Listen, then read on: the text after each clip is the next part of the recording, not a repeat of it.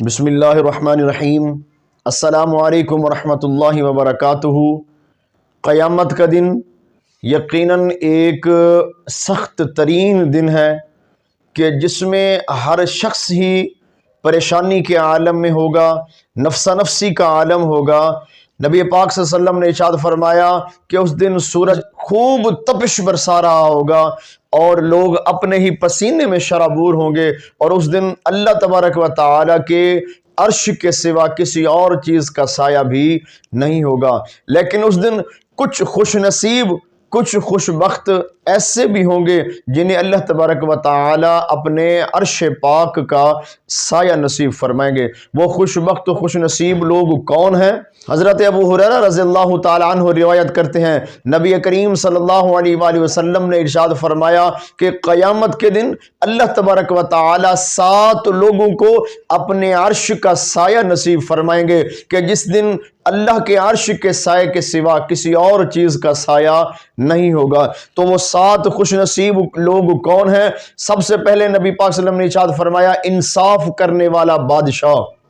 عدل کرنے والا بادشاہ، عدل و انصاف کرنے والا وہ پیشوا، وہ رہنما، وہ لیڈر، وہ قائد، تو اس کو اللہ تبارک و تعالی قیامت کے دن اپنے عرش کا سایہ نصیب فرمائیں گے۔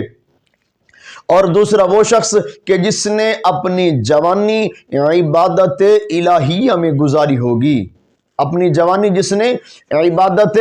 الہیہ میں گزاری ہے، جس کی زندگی جس کی جوانی اللہ کے ذکر میں، اللہ کی یاد میں گزری ہو، اللہ اس کو قیامت کے دن اپنے عرش کا سایہ نصیب فرمائیں گے۔ اور تیسرا ایسا شخص کہ جس کا دل مسجد میں لگا رہا ہو، مسجد سے باہر اس کا دل نہ لگے، دنیاوی معاملات میں اس کا دل نہ لگے، بلکہ اگر اس کو مسجد سے باہر کسی کام کے لیے جانا بھی پڑ جائے تو پھر وہ جلد ہی دوبارہ مسجد میں لوٹ آئے، اللہ کے ذکر کی طرف لوٹ آئے، اللہ کی یاد کی طرف، مسجد کی طرف لوٹ آئے، تو فرمایا اللہ قیامت کے دن اس کو اپنے عرش کا سایہ نصیب فرمائیں گے۔ اور چوتھا فرمایا ایسے 2 شخص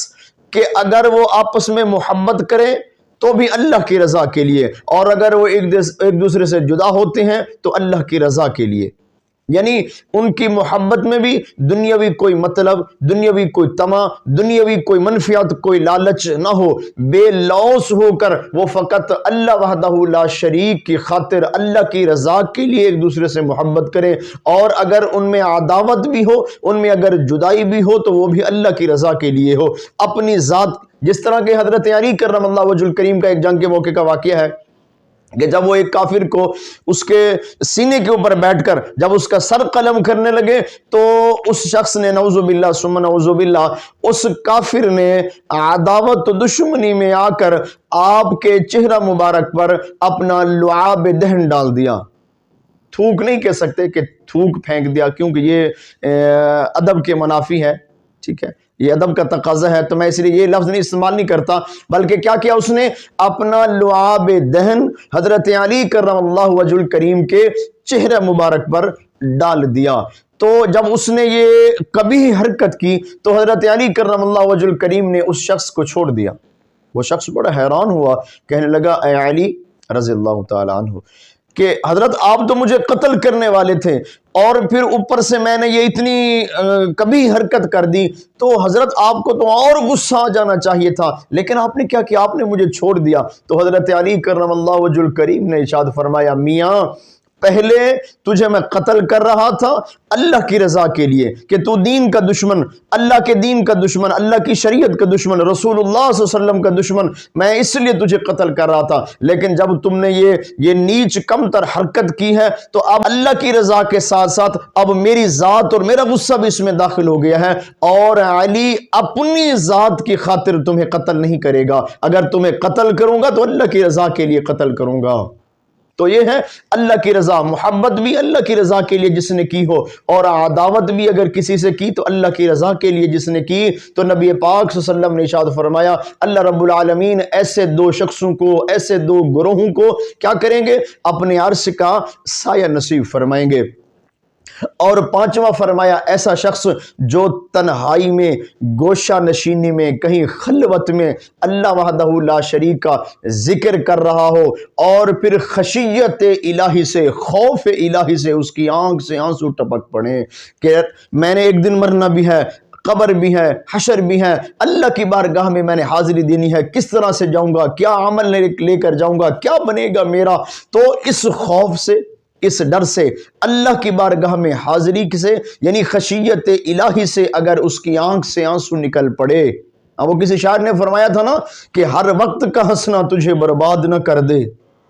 ہر وقت کا ہنسنا تجھے برباد نہ کر دے، اور تنہائی کے لمحوں میں کبھی رو بھی لیا کر،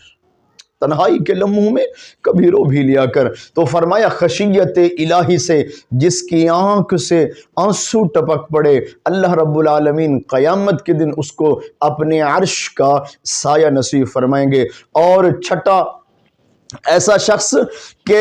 جس نے اس حالت میں صدقہ کیا ہو کہ اگر دائیں ہاتھ سے دیا تو بائیں ہاتھ کو خبر نہ ہوئی، اور اگر بائیں ہاتھ سے اس نے صدقہ اور خیرات کیا تو اس کے دائیں ہاتھ کو خبر نہ ہوئی، یعنی خالصتاً اللہ کی رضا کے لیے اس نے صدقہ و خیرات کیا ہو، اس میں کوئی دکھاوا، کوئی ریاکاری والا معاملہ، اپنی کوئی واہوائی کا معاملہ نہ ہو، تو فرمایا رضا فقط اللہ کے لیے ہو، تو ایسے شخص کی کہ جس نے اللہ کی رضا کی خاطر خفیہ طریقے سے صدقہ و خیرات کیا ہوگا تو اللہ تبارک و تعالی اس کو اپنے عرش کا سایہ نصیب فرمائیں گے۔ اور ساتواں ایسا شخص کہ جس کو کسی حسین و جمیل عورت نے اپنی طرف بلایا ہو اپنے جسمانی تسکین کے لیے، اپنی جسمانی تسکین کے لیے، اپنے نفس کی تسکین کے لیے، جس عورت نے کسی مرد کو بلایا ہو اور وہ اللہ کے ڈر سے گناہوں سے دور ہو جائے، اس برائی سے دور ہو جائے، جیسا کہ حضرت یوسف علی نبینا علیہ السلام کو زلیخا نے جب بلایا تھا، وراودته التي هو في بيتها عن نفسه وغلقت الابواب وقالت هيت لك، زلیخا نے بلایا یوسف ہیت لک، میرے قریب ہو جا، میرے پاس تو آؤ نا، تو حضرت یوسف علیہ نبینا علیہ السلام نے کیا ارشاد فرمایا؟ قال معاذ اللہ انہ ربی احسن مثواي انہ لا يفلح الظالمون، فرمایا میں پناہ مانگتا ہوں اس بات سے جس کی طرف تو مجھے بلا رہی ہے، میں تو اللہ سے پناہ مانگتا ہوں اس بات کی، میں تو یہ کام کرنے والا کوئی نہیں ہوں۔ تو فرمایا کہ اگر قدرت رکھنے کے باوجود بھی کوئی شخص اگر گناہ سے بچ جائے، گناہ سے اگر وہ اللہ کے ڈر سے وہ گناہوں سے اجتناب کر کے گناہ سے اگر پیچھے ہٹ جاتا ہے اور اللہ سے پناہ مانگتا ہے تو اللہ رب العالمین پھر اس کو اس طریقہ سے اور ان راہوں سے نجات عطا فرماتے ہیں کہ جو پھر انسان کے وہم و گمان میں بھی نہیں ہوتا، جس طرح کہ یوسف علیہ السلام کو پھر اللہ رب العالمین نے نجات عطا فرمائی تھی۔ وَلَقَدْ هَمَّتْ بِهِ وَهَمَّ بِهَا لَوْلَا أَن رَّأَىٰ بُرْهَانَ رَبِّهِ كَذَٰلِكَ لِنَصْرِفَ عَنْهُ السُّوءَ وَالْفَحْشَاءَ إِنَّهُ مِنْ عِبَادِنَا الْمُخْلَصِينَ۔ اللہ تبارک و تعالی ہم سب کو کثرت اور اخلاص کے ساتھ اعمال صالحہ کی توفیق نصیب فرمائے، آمین۔ السلام علیکم ورحمۃ اللہ وبرکاتہ۔